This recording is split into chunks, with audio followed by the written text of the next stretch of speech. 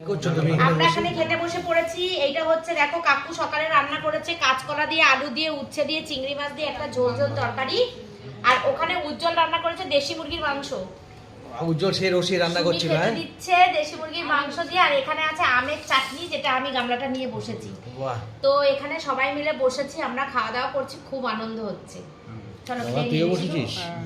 বেশি কথা বলা যাচ্ছে না, খাবার সামনে রেখে কথা উজ্জ্বল বলা এক মনে খাচ্ছে, কৌশিকও খাচ্ছে। এই যে সুমি সাহেব কৌশিক খেয়ে বল কেমন হয়েছে।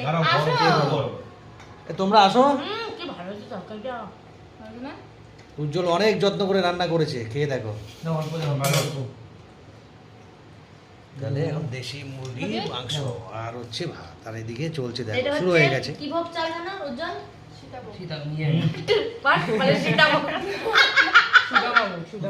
সুদামা ভোগকে সুমি বলছে সীতাভোগ, চিন্তা করো। এটা হচ্ছে সুদামা ভোগ চাল, চালটা খুব ভালো। এই চালটা নেবে বলছিলে না?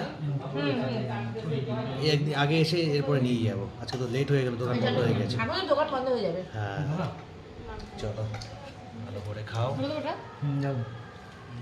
এসো তো লাই।